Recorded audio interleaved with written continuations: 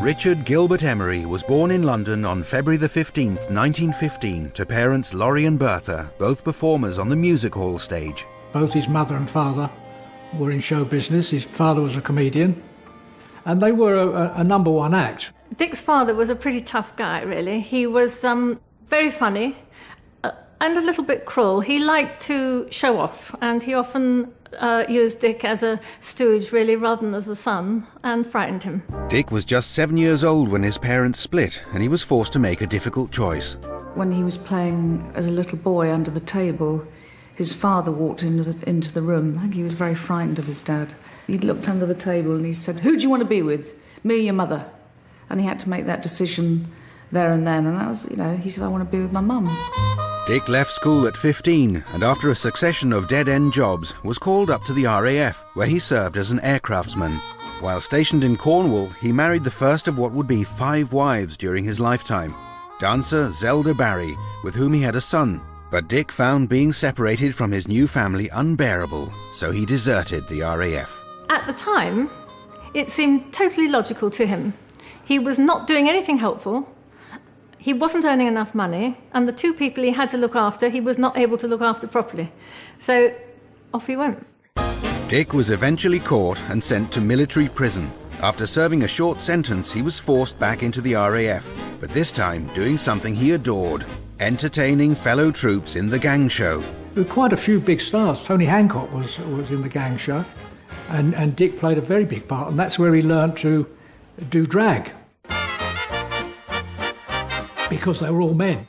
And so, he used to drag up and do all the different characters that later on it became very big.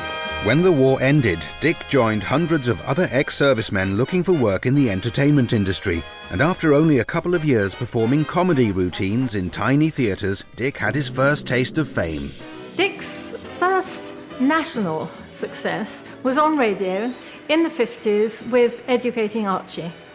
How a ventriloquist's dummy actually managed to work on radio, he didn't know, and neither did anybody else, but it did, and it was huge. Well, if it isn't Mr. Brewed and young Nipper, and Rover the sheepdog. It's not a sheepdog, it's Mr. Platt. Dick's professional life was in good shape, but his personal life was in trouble. He was separated from his first wife, Zelda, and their son, and a second marriage to Irene Ansell had lasted less than a year. In 1955, Dick married his third wife, Iris Tully, with whom he had another son. But the following year, whilst headlining in a summer show, he met a young chorus girl called Vicky Chambers. I was 17, he was 43, and it was my very first summer show being soubrette, where I felt very grown up. He was very warm, very funny, very naughty, and great fun, great fun. We sort of flirted and, had fun together. But it really started when we got back and he phoned me to say that he was leaving his wife. And would I have dinner with him? My parents went potty because they were only 5 years older than he was, so of course there was a great gap in the age group. But being the little teenager I was determined to go for it, and did. By the late 50s, Dick Emery was a popular face on television, playing a variety of characters in many of the hit comedy shows of the day. You are obstructing a postman in the execution of his duty. You are upholding and obstructing Her Majesty's mail. Whatever you said, I am not. Red Emily, I wonder if you'd mind helping us now that you're here. There's a good girl. Stick H-Force up the Denmark Street, will you? I beg your pardon? And so he was already a BBC performer. And then he just, went to the powers that be with some scripts and said, "What do you think of these?" And I said, "Well, we'll give it a try." And he got his own series in the end. The Dick Emery Show was an instant hit, providing him with the opportunity to showcase the gallery of larger-than-life comic characters he'd been working on since his days in the gang show. Dick got his idea of various characters from watching. He was very observant of the way they went about their lives. Excuse me, madam. Miss. Miss. Hetty was a sex-starved spinster based on the secretary in somebody's office. And I always thought she was a little deprived of the opposite sex. May I ask, do you lead an active social life? No, I don't. Not like the people in the flat above mine. They have wild parties every weekend. Drinking and dancing and all sorts of wicked debauchery goes on. Keeps me awake all night, they do. Well, haven't you complained to them? Yes, I have, but they still won't invite me. My favourite character that Dick did actually was the vicar, with the teeth that he put in. And he loved doing that one. Well done, Mrs. Uptight. I'm sure that must give you immense satisfaction. When I told Dick that my father was a vicar, he asked me if it was anything like his, and I was so horrified I nearly left him. Do you believe that man needs the company of his fellows? Oh, yeah, I'm all for that, 100%. 100%. He told me that one should really look at other people in order to get ideas. You believe that the friendship of man is something to be treasured? Oh, definitely. That men and women should live together in harmony? Oh, now you're going to spoil it all. Dick developed this character, Mr. Lampwick, was one of his sort of set characters, and they decided that Mr. Lampwick should have a family. And I was his daughter, Lily. I'm completely serious. Lampwick was a stage doorkeeper at Alexandra Theatre, Birmingham. You're married to her own. You have every right to put your hand down her dress and get that thing back. And he had this thing. And Dick used to watch him and put him into the act. My favourite character must be the Bother Boy. I think I've got it wrong again. I just like the silly naivety and the kind of like idiotic aspect of it. Excuse me, may I bother you? Yes, but don't be rough. The character of Mandy goes back a long, long way. It was a character that Dick originally created when he was in the war and the gang show in Normandy. Miss, I'm asking questions about luck. Oh, I'm very lucky. My boyfriend and I go racing together. I usually pick the one that wins. You mean he does it when you fancy it? Pardon? He was so funny when he got into drag because he just looked wonderful. It was the right shape and size and marvellous with the high heels and all that sort of thing. I mean, you quite enjoy the daily grind. You're awful. I like you. He hated Mandy, loathed Mandy, but she was one of the most successful. The interesting thing about people like Mandy, and indeed characters that Dick played when he was in drag, when we were all filming on location, a lot of the public used to turn up and watch us film. My boyfriend says I'm never available. I have so many hobbies and I belong to so many societies. Well, hasn't he ever asked you to drop them? Well, if you did, he'd see a lot more of you. As soon as I said cut, he would actually immediately come out of character and become extremely macho. I think he had this worry that people thought he might be gay because he did all that, and I think he probably behaved a little bit more butch, because of that. What the public didn't know was that the costumes and wigs concealed a man who didn't need to prove himself to anyone. He was a ladies' man, definitely. I mean, most glamorous, gorgeous girls fell for him. Yes, Dick was a charmer. He had his way with ladies, of course, and he knew how to sort of, flirt. I mean, he was very good looking and he had the most beautiful eyes.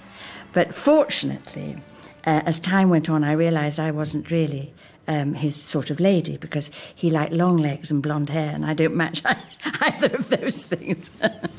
He was very, very sensuous, I think, because he used to... I'm trying to think who he got that from. Somebody like Eartha Kitt, he stole that movement of the lower lip. There's a sort of pucker. And it was part of his act he used to do, but he used to do that as well. But, I mean, he really was sensuous with it. I mean, it wasn't just playing, And he was ever so proud of himself, because he obviously went to the gym every 2 seconds, I would think. Looked after himself, had lovely aftershave, and very sexy. And if he fixed you with those eyes and that smile, I mean, your heart stopped and there was nothing you could do about it. Going on holiday, are you? Yes, with a friend. Abroad? No, he's a fella. The Dick Emery Show quickly established itself as a mainstay in the TV schedules. What's in that dish there? Crumpets, sir. Each programme parading his familiar cast of extraordinary characters. As he changed into his various characters, he changed personality completely, waiting in the wings. If he was Mandy, we would talk about frocks and recipes. If he was the vicar, he'd be trying to pinch my bottom. If he was Lampwick, he'd be telling me some war story. He was those people. Sometimes, as Mandy, he'd say, "Do you want to be a naughty boy?" and all that, you know, and it made me laugh. He did it very well. I used to say sometimes, "You're doing that too well." Pardon? Dick was much happier when he was actually playing characters. Difficult to determine exactly why that should be. I was very, very nervous of performing. I mean, it took me years to be able to perform in front of anybody. I hide me behind the character. So therefore, I've always been able to do, funnily enough, although I was nervous, if I did a character, I was fine. His demons were insecurity, terror that the public weren't going to like him, thinking that his show would flop, that his audience that night would hate him instead of love him. Oh, incredibly nervous, incredibly insecure, and I don't know why. But he just needed somebody to boost him all the time, to give him confidence. And is it funny? Do you think that works? And I just kept saying, "Yes, Dick, I've told you, it's very funny." Dick always left learning his lines, I think, to the last minute, and I think that was a shame. I have every intention of me. Hurry, I should do it again.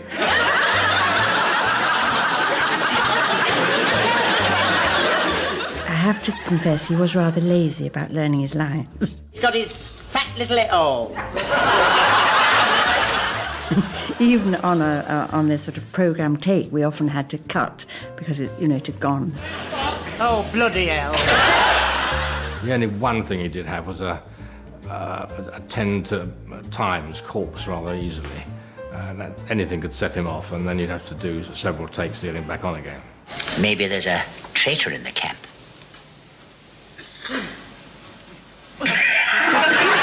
He was a bit of a giggler.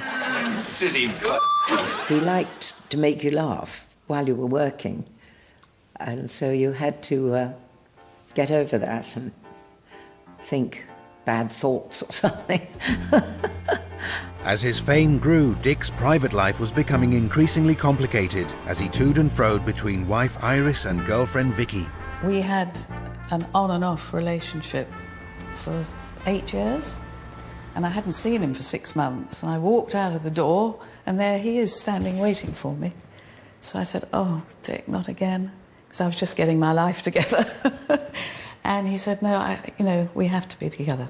So we bought a shop and flat, and we were blissfully happy.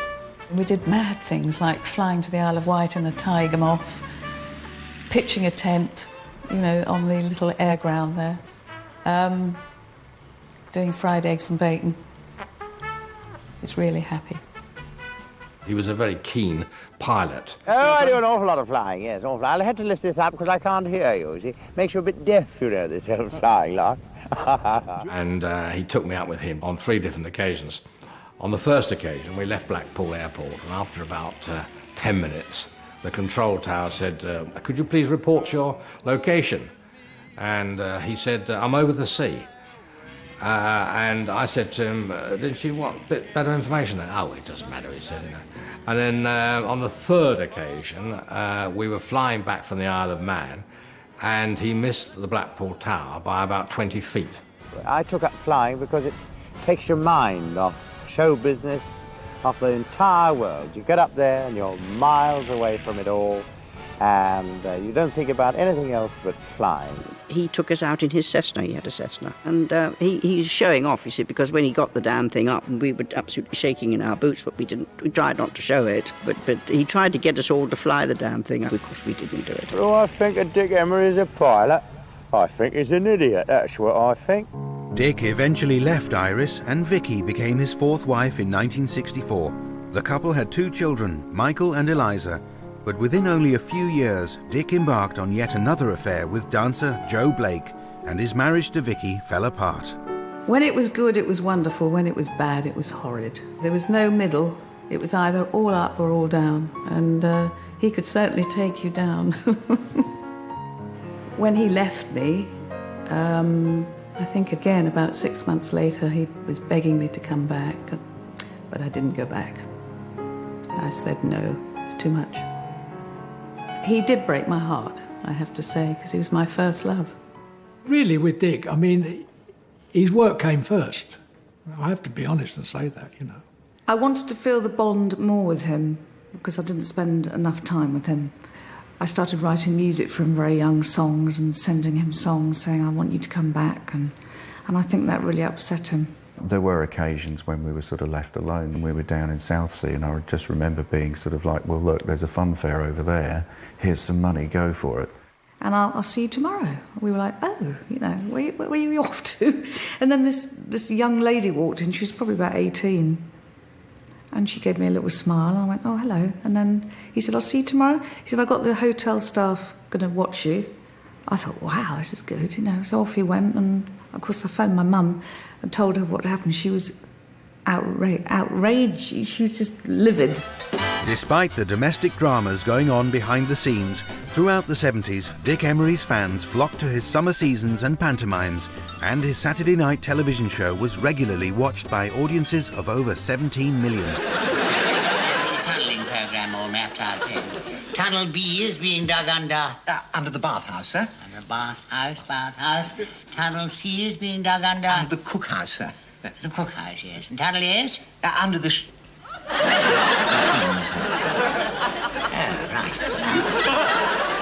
As Dick Emery moved into his 60s, his private life was as tumultuous as ever. Vicky had divorced him in 1968, and he'd married fifth wife Jo Blake the following year.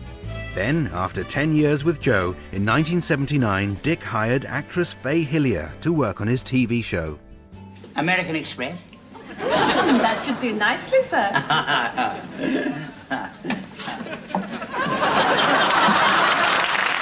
It was actually several months before we realised that we actually had fallen in love. And I think we both fell in love at the same time, because neither of us were happy at home.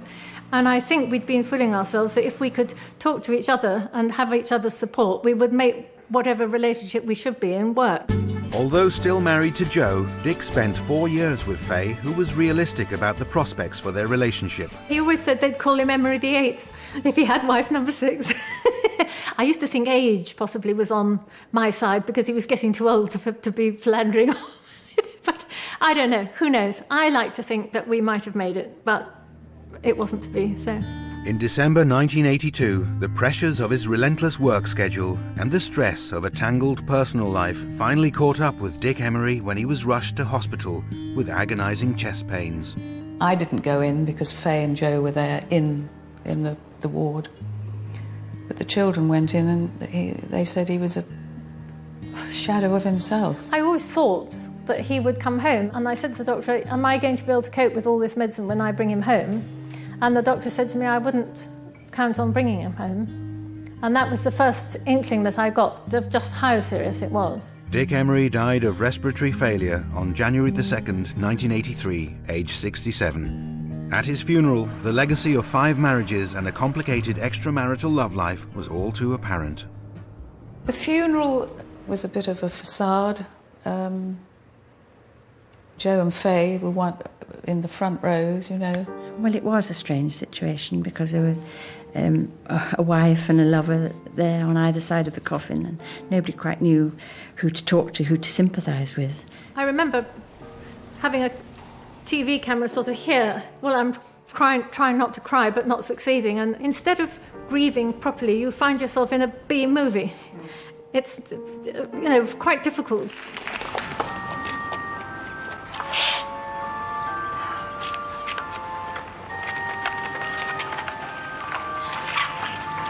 Congratulations!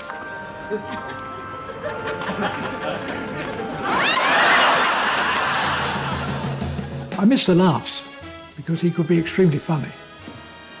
And the stupidity of it all sometimes, you know. What are those things a boat's tied to? Bollards. Don't start anything you can't finish, sailor boy. He was my first love, and I've never ever lost that something that I had for him. It'll always be there, because he's the father of my children. His laugh will always stick with me, the things that made him laugh. And when he laughed, it was kind of infectious. How do you like it? Hot and strong. Oh, and that's how you're going to have it, you darling. And you couldn't help laughing along with him. Good afternoon, Miss Durrett. Oh, hello, Vicar. I see you have two magnificent specimens. Pardon? I think it would be impossible to have lived with a man such as Dick without constantly thinking about him. Most of us gardeners would be proud to get our hands on those. Oh, you are awful. But I like you.